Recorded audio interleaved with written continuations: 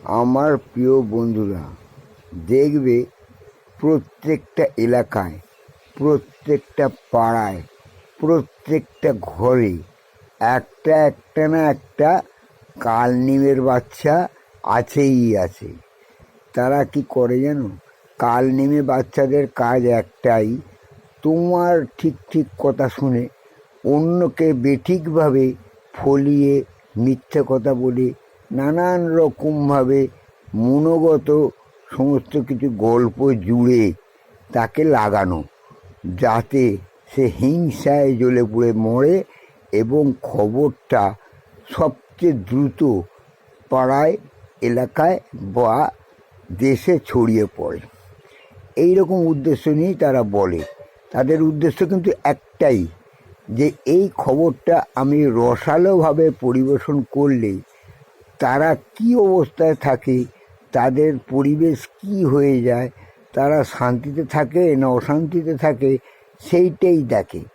অর্থাৎ যার সম্বন্ধে খবরগুলো পরিবেশন করা হয় তাদের উদ্দেশ্য একটাই, যে তারা কীরকম থাকে। এটা ওদের একটা অনাবিল আনন্দ। এই আনন্দ পাওয়ার যে ঘটনাটা, সেটা কিন্তু ওদের মধ্যে সৃষ্টি হয়নি, এটা ওদের জিনগত অভ্যেস। দেখবে প্রত্যেকটা সমাজের এবং প্রত্যেকটা ফ্যামিলিতেই এইরকম একটা করে কালনিমের বাচ্চা থাকবেই থাকবে। তারা আনন্দ পায় এইভাবেই। দেখবে তাদের পূর্বপুরুষগুলো খুব লাগানে ভাঙানে ছিল। এই লাগানে ভাঙানের স্বভাবটা তার মধ্যেও চলে এসছে। তার ফলে কী হয়? গৃহে অশান্তি হয়, বন্ধু বান্ধবের মধ্যে বিচ্ছেদ হয়, প্রেমিক প্রেমিকার মধ্যে বিচ্ছেদ হয়ে যায়। খুব ভালো মানুষের সঙ্গে মিশলেও তার সঙ্গে বিভেদ অবশ্যম্ভাবী হয়ে যায়। এটা গ্যারান্টেড কথা। কিন্তু তোমরা বুঝবে কী করে যে কোন শালা কালনিমের বাচ্চা? বুঝতে গেলে তোমাকে মিশতে হবে এবং তার ভেতরের খবর রাখতে হবে।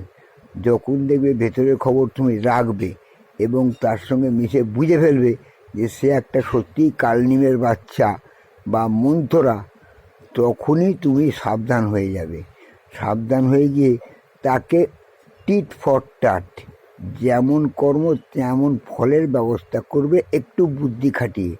ও যেমন ফলাও করে অন্যের কাছে মিথ্যে কথা বা অন্য কিছু বাড়িয়ে বলে মজা লুটেছে তোমাদের অশান্তি দেখে, তুমিও সেরকম ওর সম্বন্ধে একটু ফলাও করে বাড়িয়ে কিছু সত্যি কিছু মিথ্যা দিয়ে ভালো করে অশান্তি পাকিয়ে দিয়ে মজা দেখো। এটাই হচ্ছে টিট ফর ট্যাট, বুঝলে?